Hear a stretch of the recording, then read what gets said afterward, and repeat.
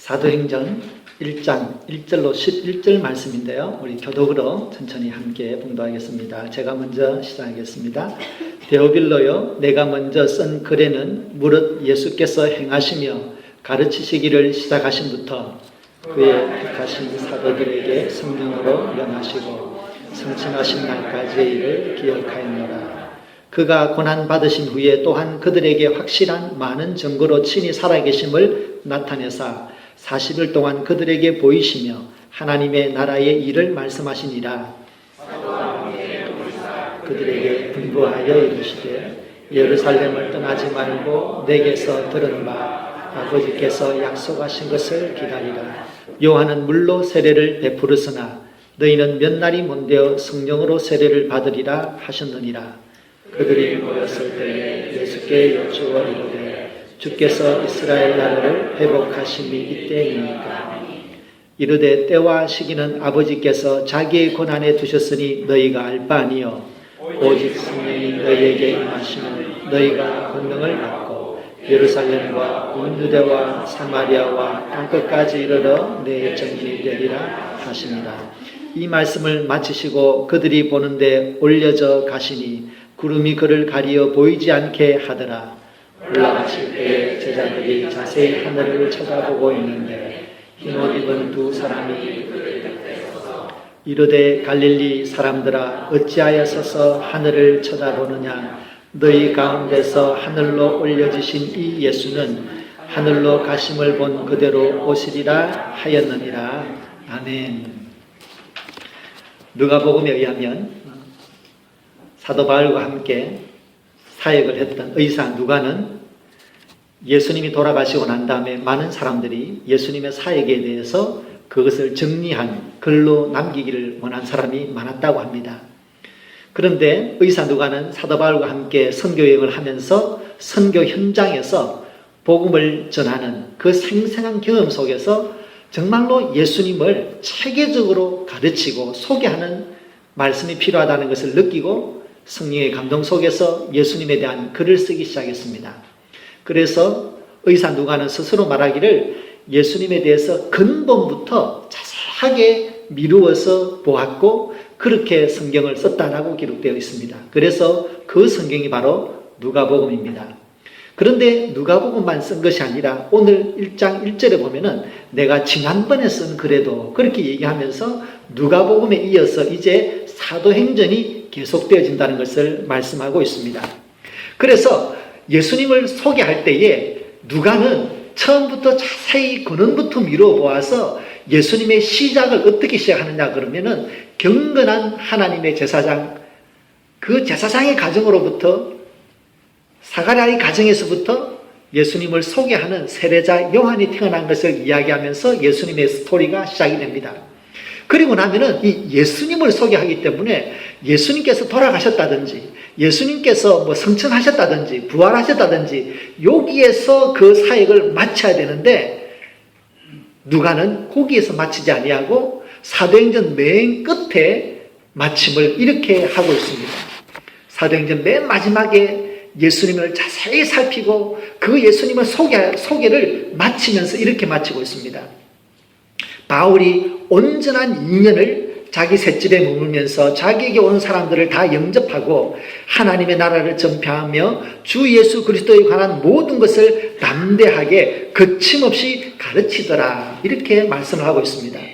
자, 그러면 여러분 보십시오. 논리적으로 예수님에 대해서 근본부터 자세하게 미루어서 설명을 했다 그러면 예수님에 대해서 마쳐야 되는데 지금 어떻게 마칩니까?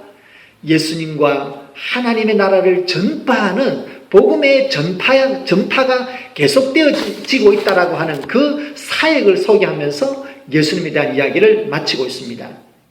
사실 예수님의 마침은 성경에는 예수님께서 이 땅에 재림하면서부터 예수님의 삶에 마치는 것을 이야기하고 있습니다. 그래서 성경에는 계시록에 보면 예수님께서 이 땅에 재림의 왕으로 역사의 주인으로 이 땅에 임하시는 그때에 예수님의 사역이 마무리되는 걸로 되어 있습니다. 그러니까 여러분 예수님을 처음부터 자세히 보았지만 그 마침은 요한계시록에서 예수님이 이 땅에 임하실 때에 그것이 이루어집니다. 그러면 그 전에 이루어지는 사도행전은 무엇을 얘기합니까? 누가복음과 사도행전은 이제 예수님을 믿는 사람들이 어떻게 하면 이 땅에 왕으로 오시는 재림하시는 주님을 어떤 자세로 기다려야 하는지를 소개하는 것으로서 사역을 소개하는 것입니다. 그래서 여러분, 이 땅의 사도행전은 이 땅 속에서 하나님의 나라가 계속되어지고 있는, 사도들의 사역이 계속되어지고 있는 것을 우리에게 소개하고 있는 것입니다. 그래서 우리가 사도행전을 읽을 때는 이 땅에서 지금도 예수님의 사역이 계속되고 있다라고 하는 기본 전제를 가지고서 우리가 읽게 됩니다. 그런데 우리가 사도행전을 읽을 때에 사도행전을 이해하는 데 있어서 가장 중요한 키 포인트가 있습니다. 바로 성경의 핵심 구절이라고 할 수 있죠. 우리가 읽었던 1장 8절의 말씀 우리가 다시 한번 함께 보겠습니다. 1장 8절입니다. 같이 읽겠습니다. 오직 성령이 너희에게 임하시면 너희가 권능을 받고 예루살렘과 온 유대와 사마리아와 땅끝까지 이르러 내 증인이 되리라. 아멘. 땅끝까지 이르러 내 증인이 된다라고 하는 이 말씀이 온 사도행전에서 그것이 이루어져 나가는 과정을 이야기하고 있습니다. 그래서 결국에는 예수님께서 갈릴리에서 시작한 사역이 그 사역이 제자들에게 넘어가고 그리고 초대교회에 넘어가고 그것이 계속해서 확장되어지는 것, 그래서 예루살렘과 온 유대와 사마리아와 땅끝까지 이르러서 주님의 복음이 계속되어지는 것을 우리에게 보여주고 있습니다. 성도 여러분, 우리는 앞으로 여러 주에 걸쳐서 이 사도행전에 나오는 중요한 본문들을 나누면서 정말로 교회가 무엇인지, 믿음이 무엇인지, 어떻게 초대교회는 그렇게 성령의 폭발적인 역사를 일으켰고 부흥의 역사를 경험했고 어떻게 하면 성령의 역사가 나타나는 교회인가 라고 하는 것을 되돌아보고자 합니다.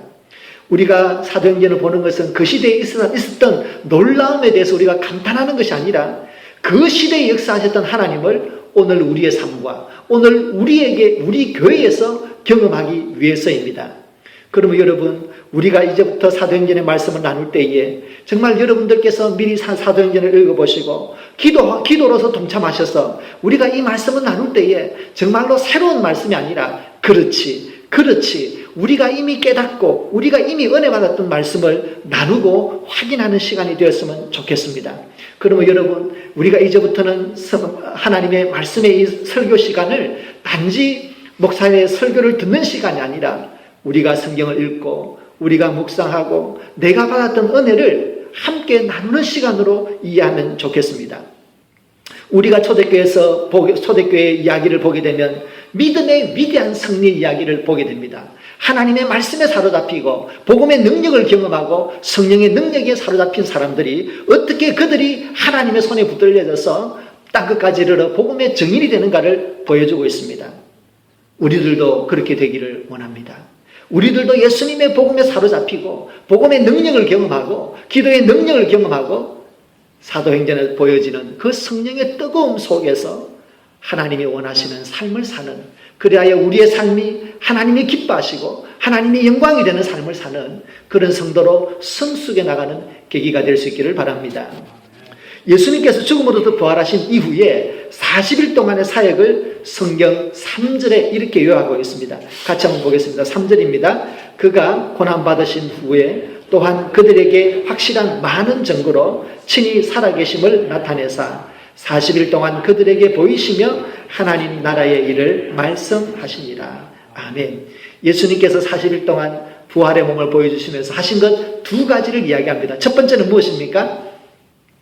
예수님의 육신의 부활을, 그리고 부활한 예수님의 영체를 보여주시면서 예수님의 부활이 이 땅 가운데 역사적인 사실로서 일어났다는 것, 그리고 그 부활의 몸을 보여주시면서 예수님이 우리의 부활의 주인이라고, 부활의 첫 열매가 된다는 것을 보여주는 데서 있어서 부활을 확증하는 데 예수님은 그 40일을 보내셨습니다. 두 번째, 예수님은 그 40일 동안 무엇을 하셨습니까? 하나님의 나라를 가르치셨습니다. 하나님의 나라의 일을 말씀하셨습니다. 예수님께서 30년 동안 한 가정의 장남으로서, 그리고 특별히 아버지가 없는 장남으로서 가정을 책임지고 나사렛에서 건축업자로 살았습니다. 우리가 흔히 한국적인 배경에서 뭐 목수다 이렇게 얘기하지만 사실 이스라엘에서는 나무를 가다듬어서 만드는 목수 일은 별로 없습니다. 대부분은 돌이 많기 때문에 그 돌을 다듬는 일을 하셨겠죠. 그래서 우리는 그냥 흔히 건축자라고도 이해할 수 있겠습니다. 어쨌든 예수님은 자기의 삶과 가족을 부양하는 일을 위해서 30년 동안 젊은 나이에 가족들을 돌보는 건축 일을 하셨을 것입니다. 그리고 드디어 때가 되어서 광야에 나가서 40일 동안 금식하며 하나님과의 영적인 교제 속에서 하나님의 사역을 준비하셨습니다. 그리고 사탄의 유혹을 이기고 그리고서 갈릴리로 돌아오셔서 처음 하신 말씀이 무엇입니까? 회개하라, 천국이 가까이 왔느니라. 예수님의 3년의 공생애를 여는 첫 마디는 회개하라, 천국이 가까이 왔느니라는 말씀입니다. 자, 여러분, 여기서 우리는 두 가지 개념의 차이를 이해해야 됩니다. 첫째는 회개입니다. 회개는 굉장히 개인적인 것입니다. 개인적인 인격적 결단입니다. 하나님, 나는 죄인이에요. 예수님의 피를 믿으면서 내 죄를 용서해 주십시오. 나는 이제 죄인된 삶을 살지 않겠습니다. 라고 하는 개인의 인격적인 결단입니다. 그것이 바로 회개입니다. 그러면 회개를 해서 그 다음에 이루고자 하는 하나님의 나라는 무엇입니까? 회개하면서 기다려야 되는 하나님의 나라는 무엇입니까? 하나님의 나라는 하나님이 통치하는 세계입니다. 하나님의 주권이 있는 시간과 장소이며 하나님의 주권이 이루어지는 그러한 영적인 실체입니다. 그러니까 예수님은 회개하라, 개인적인 차원에 있어서 믿음을 시작을 이야기하지만 그 믿음의 시작을 끌고서 하나님의 나라로 하나님의 주권이 다스리는 이 공동체적인 신앙으로 우리를 이끌고 있다는 것을 볼 수 있습니다. 그러므로 우리의 믿음은 개인적인 영역에서 시작이 되지만 결국에는 우리는 하나님의 나라라고 하는, 교회라고 하는 공동체 속으로 초대받으며 공동체 속에서 우리의 신앙이 완성되어진다는 것을 알 수 있습니다. 예수님은 3년의 공생의 마지막 시점에서 제자들에게 이렇게 물으셨습니다. 사람들이 나를 누구라고 하더냐? 그리고 너희는 나를 누구라 하느냐 물었습니다. 시몬 베드로는 대답했습니다. 주는 그리스도시요 살아계신 하나님의 아들입니다. 그때 예수님께서 베드로를 보시면서 말씀하셨습니다. 바요나 시몬아, 네가 참 복이 있다. 이것을 너에게 알게 한 사람은 혈육도 아니고 하늘에 계신 내 아버지다 라고 말씀하시면서 이렇게 말씀하셨어요. 또 내가 내게 이르노니 너는 베드로라. 내가 이 반석 위에 내 교회를 세우리니 음부의 권세가 이기지 못하리라 하셨습니다. 이 반석 위에 나의 교회를 세운다. 이 반석이 무엇입니까? 베드로 개인의 신앙의 고백입니다. 주님은 그리스도시요 살아계신 하나님의 아들이라고 하는 예수님에 대한 개인적인 신앙의 결단이요 신앙의 고백입니다. 그 개인적인 신앙의 고백 위에 나의 교회를 세운다는 것입니다. 나의 교회는 무엇입니까? 그것은 하나님의 나라입니다. 그것은 하나님의 주권이 다스리는 곳입니다. 예수님이 왕으로 세움받는 곳입니다. 그것이 교회입니다. 음부의 권세가 이길 수 없는 하나님의 나라입니다. 그러니까 예수님께서도 개인의 신앙 속에서 네가 이제 나를 믿었으니까 너는 이제 죽어서 천국에 가겠다. 이제 더 이상 너에게 가르칠 것은 없다. 라고 말씀하지 않으셨습니다. 개인의 신앙의 고백을 이끌어서 하나님의 나라와 하나님의 주권과 예수의 왕대심이 선포되어지는 주님의 교회, 하나님의 나라를 바라보도록 하셨습니다. 그러므로 여러분, 우리가 이것을 우리 개인의 신앙에게 한번 생각해 볼 필요가 있습니다. 우리는 예수님을 믿습니다. 우리는 개인적으로 예수님을 다 구원자로 받아들이고 있습니다. 우리는 죽어서 천국 갈 것입니다. 자, 그러면 우리는 더 이상 믿음에 더 이상의 의문은 없는 것입니까? 그렇지 않습니다. 예수님께서 제자 베드로의 개인의 신앙의 고백을 들으시고 하나님의 나라의 사역으로 초대하셨던 것처럼 예수님은 처음부터 이 땅에 오셔서 첫 말씀이 회개하라, 하나님의 나라가 가까웠다. 너의 이 신앙의 고백 위에 나의 교회를 세우겠다 말씀하셨습니다. 예수님의 꿈은 처음부터 하나님의 나라였습니다. 예수님의 꿈은 처음부터 교회였었습니다. 그러므로 여러분, 우리가 예수님을 믿을 때에 우리의 신앙이 이처럼 예수님의 꿈이었던 하나님의 나라와 예수님의 교회, 그것을 우리의 마음속에서 받아들여야 되고, 우리의 신앙의 이 공동체적인 성격이 있다는 것을 우리는 이해해야 됩니다. 우리는 예수 그리스도를 나의 주님으로 나의 그리스도로 고백합니다. 그렇다면 우리는 예수님의 꿈이었던 하나님의 나라, 하나님의 교회, 이것을 우리의 꿈으로 받아들여야 되지 않겠습니까? 우리가 신앙에 있어서 하나님의 나라에 대한 한없는 부담감을 가지는 것이 마땅하지 않겠습니까? 그렇다면 예수님께서 어떻게 자신의 꿈을 제자들에게 주시고 그 꿈을 이루어 나가셨습니까? 첫 번째는 신앙의 공동체성을 회복하라 말씀하셨습니다. 같이 해보겠습니다. 신앙의 공동체성. 신앙의 공동체성을 회복하도록 하셨습니다. 오늘 본문에 보게 되면 몇 가지 반복되는 내용이 있습니다. 그것은 예수님께서 사도와 함께 모였다. 제자들이 모였을 때 예수님께서 그 가운데 임하셨다. 그리고 또 13절, 15절로 내려가 보면 그들이 함께 모였는데 그 모인 사람들의 제자의 이름을 다 이야기하고 나서 예수님의 어머니와 동생들도 모였다 이야기하고, 그리고 예수님을 따라다니는 여인들도 있었다 이야기하면서 우리들이 모였을 때 전부 다 120명 정도가 되었다라는 것을 이야기합니다. 그리고 2장에부터 보시게 되면은 그들이 다 한 곳에 모였을 때 성령이 임하였다. 그리고 그들이 마음을 같이하여 기도하였다라는 것을 이야기하고 있습니다. 무엇을 얘기합니까? 가르치는 것은 단 하나입니다. 그들의 믿음은 예수를 믿는 것에서 끝나지 아니하고 함께 모여서 교회의 공동체를 이루었다는 것입니다. 그들의 믿음 속에는 하나님의 나라에 대한 공동체성이 그들 가운데 싹트고 있었다는 것을 이야기하고 있습니다. 그러므로 성경은 이야기합니다. 신앙의 공동체성을 회복하라.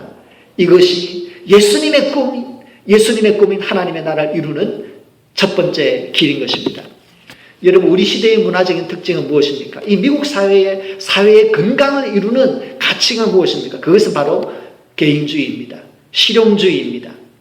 그 이 개인주의가 만연한 이 미국 사회에서 어떻게 하면 이 미국을 하나의 통합된 나라로 이끌어갈 수 있겠습니까?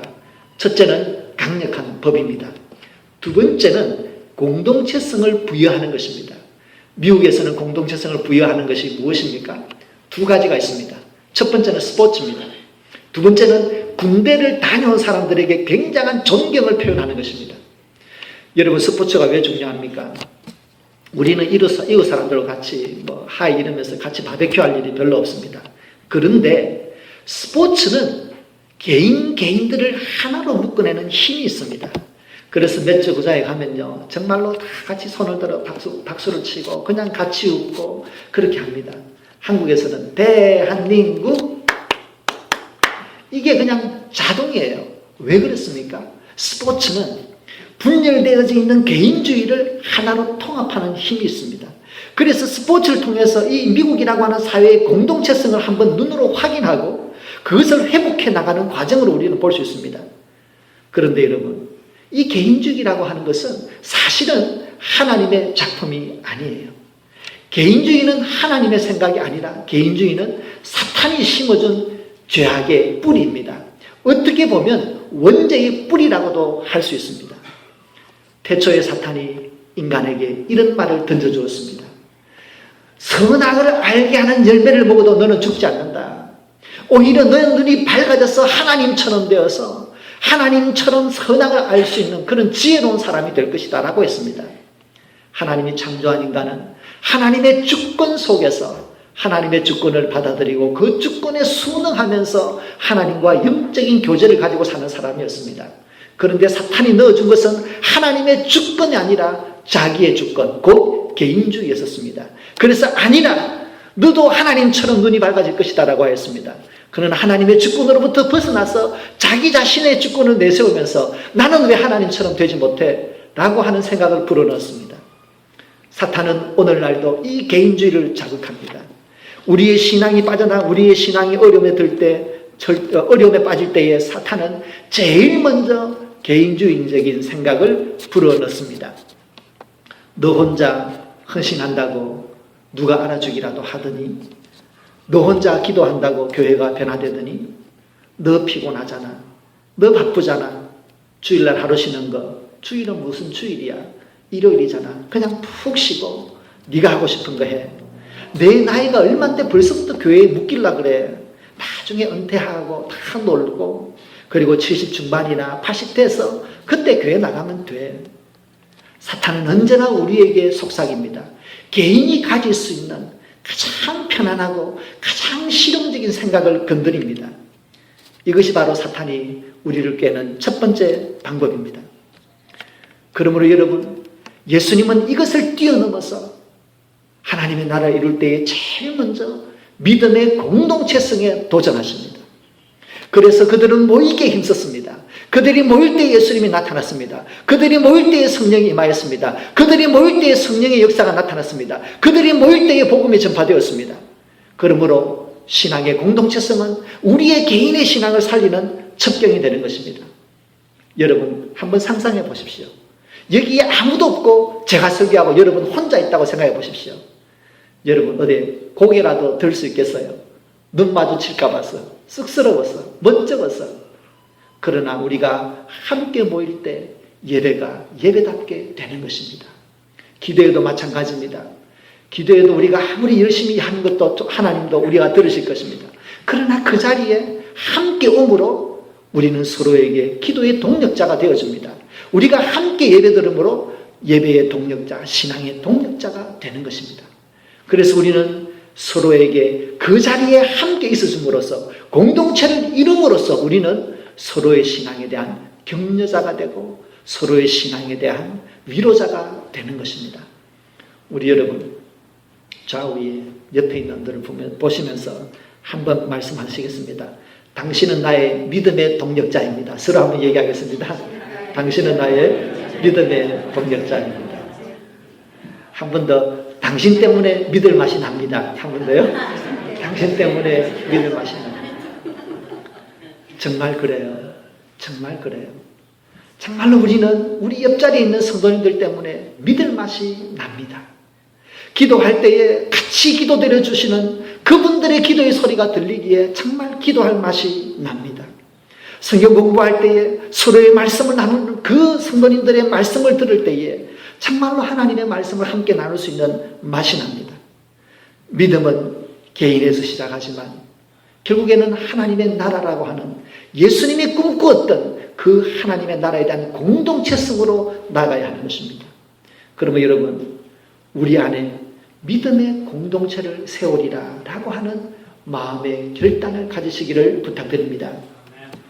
두 번째로 예수님께서 예수님의 꿈인 이 하나님의 나라를 어떻게 제자들에게 시작하셨습니까?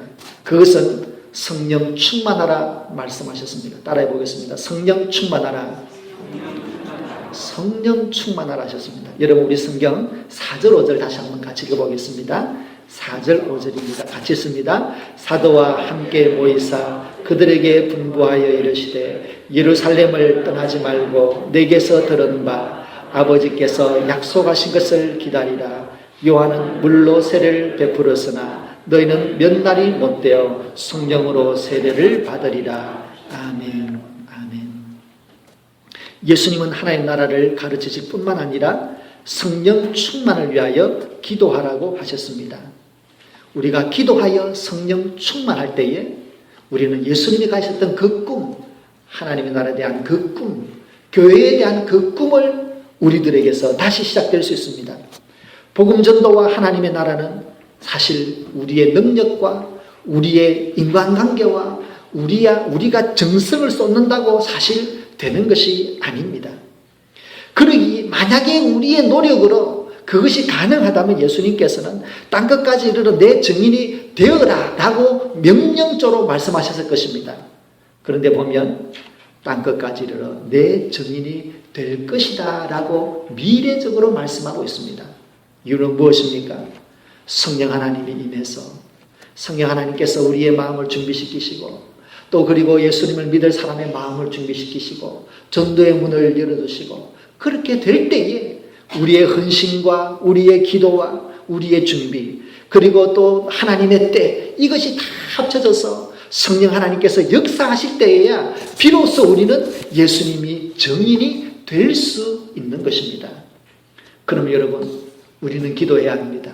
정말 기도하고 성령의 충만함을 받지 아니하고는 주님의 증인이 될 수 없고, 성령 충만하지 아니하고는 하나님의 꿈, 예수님의 꿈인 하나님의 나라를 이룰 수가 없는 것입니다. 성도 여러분, 기도합시다. 기도하는데 혼자 기도하는 것이 아니라 오늘 본문에서처럼 함께 모여 기도합시다. 함께 모여 기도할 때에 역사가 나타나고, 함께 모여 기도할 때에 성령이 임하였습니다. 우리 교회가 믿음의 공동체로 성령이 충만하고 성령의 역사가 나타나고 복음의 능력이 나타나고 기도의 응답이 일어나기를 원하고 있습니다. 어떻게 가능합니까? 함께 모여 기도할 때 가능합니다. 함께 모여 기도할 때 성령이 충만합니다. 그 외에 다른 방법이 있으면 저에게 알려주십시오. 우리가 하겠습니다.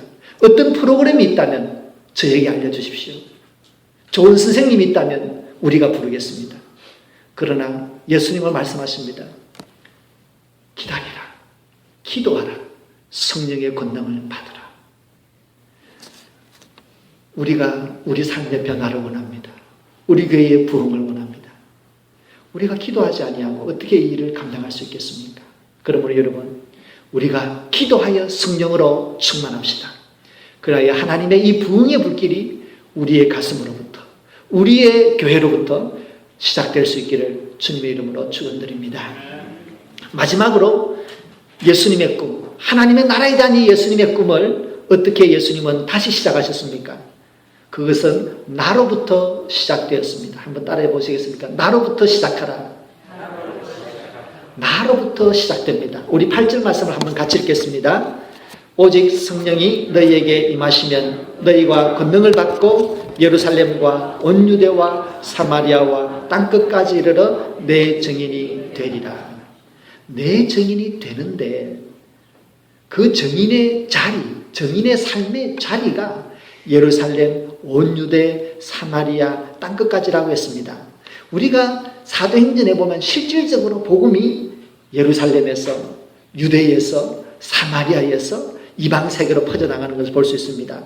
그렇지만 우리는 이것을 굳이 지역적인 것으로만 이해할 필요는 없습니다. 이것을 우리는 선교의 우선순위로 보아도 무관할 줄로 압니다. 다시 말씀드려서 우리에게 있는 예루살렘은 어디입니까? 가장 가까운 곳입니다. 가장 친숙하고 가장 가깝고 가장 익숙한 곳. 우리의 가족이고 우리의 이웃이고 우리의 친척이고 우리가 자주 만나는 동료들이고 가끔씩 만나는 친구들일 수 있습니다.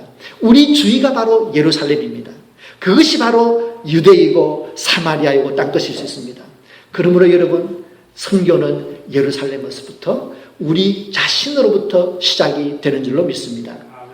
이 선교는 쉽게 이루어지지 않습니다. 그래서 예수님은 성령이 너희에게 임하시면 첫 번째 권능을 받는다. 두 번째 증인이 될 것이다. 이것을 순서적으로 말씀하셨습니다. 그럼 여러분, 우리는 기도해야 되겠습니다. 기도로 무장하고 성령의 은혜를 받아야겠습니다. 그리고 나서 우리는 마음속에 전도해야 될 사람을 마음에 품어야 되겠습니다. 마음에 품고 그를 위하여 기도해야 되겠습니다. 이것을 우리의 마음에 품고 전도하려고 하는 사람을 마음에 품은 이 사람을 우리 교회에서는 무엇이라고 표현합니까? 태신자라 그렇게 표현하죠. 아직은 태어나지 않았지만 주님께서 곧 태어나게 하실 태신자라고 합니다. 그러면 여러분, 우리들도 마음속에 우리 주위에 기도할 사람이 있다면 마음에 그 이름을 새기고 기도하면서 하나님, 저분을 구원하게 해주십시오. 저분에게 전도할 수 있는 전도의 문을 열어주십시오. 나에게 마음을 열 수 있도록 복음을 전할 때 성령 하나님께서 문을 열어달라고, 저 사람을 구원해달라고 기도하면 하나님께서 문을 열어주실 것입니다. 그래서 우리는 우리 주위에서부터 복음을 전함으로 우리가 정말로 예수님께서 꿈꾸었던 하나님의 나라의 꿈을 우리의 삶 가운데서부터 시작할 수 있기를 바랍니다. 성도 여러분, 우리는 사도행전 속에서 계속되어져서 신앙의 공동체성과 성령의 능력과 복음 전도를 위한 헌신들을 보게 될 것입니다. 그 일들을 통하여 예수님의 꿈이 제자들의 꿈이 되고, 그리고 교회의 꿈이 되어서, 그리고 수많은 예수 그리스도의 익명의 이름 없는 수많은 예수님의 사람들이 예수님의 꿈을 자기의 꿈으로 받아들이고 교회를 세우고 하나님의 나라를 선포해 나가는 것을 보게 됩니다. 그리하여 그러한 현장 속에서 성령의 능력이 나타나고 초대교회의 믿음의 선한 역사들이 나타났습니다. 우리 교회에도 그런 능력이 나타나기를 바랍니다. 우리 가운데도 믿음의 선한 역사들이 나타나기를 원합니다. 초대교회에 있었던 그 놀라운 용광로와 같은 믿음의 불길들이 다시금 일어나기를 바랍니다. 우리 함께 기도합시다. 오늘부터 시작해서 여러분 사도행전의 말씀을 다시 읽고 묵상하고 기도하면서 우리가 사도행전을 보는 이 기간 동안에 우리에게도 사도행전의 교회 같은 그런 폭발적인 믿음의 부흥, 성령의 부흥, 기도의 부흥이 일어날 수 있도록 함께 기도할 수 있기를 바랍니다. 그러하여 우리의 삶이 우리에게서 끝나는 것이 아니라 하나님에게 기쁨이 되고 영광이 되는 그런 거룩한 삶을 살고 우리를 통하여 예수님의 꿈인 하나님의 나라와 예수님의 교회가 세워지는 복된 역사가 우리 가운데서부터 일어날 수 있기를 주님의 이름으로 부탁드립니다. 함께 기도드리겠습니다. 하나님 아버지 감사합니다. 우리가 무엇이길래 예수 그리스도의 보혈을 통하여 우리를 성결하게 하시고 하나님의 자녀 삼아주셨습니까? 우리가 무엇이길래 이 믿음 위에 하나님의 교회를 세워주셨습니까? 우리가 무엇이길래 마귀의 권세가 깰 수 없는 영적인 성인 믿음을 우리에게 주셨습니까? 하나님 아버지, 우리들도 이 믿음을 가지고 나 자신에게서가 아니라 이 세상 속에 나가기 원합니다. 이 믿음을 가지고 주의 복음을 전하기 원합니다. 이 믿음을 가지고 예수님의 꿈인 하나님의 나라를 전하기 원하오니 하나님 아버지 우리를 붙들어 주시옵소서. 성령으로 충만하게 하여 주시옵소서. 기도할 때마다 기도의 문을 열어 주시옵소서. 복음을 전할 때 복음의 능력이 나타나게 하여 주시옵소서. 초대교회가 가졌던 그 놀라운 믿음의 선한 역사들이 우리 성도님들의 삶 가운데 우리 교회에 있어지게 하여 주시옵소서. 예수님 이름으로 기도드립니다.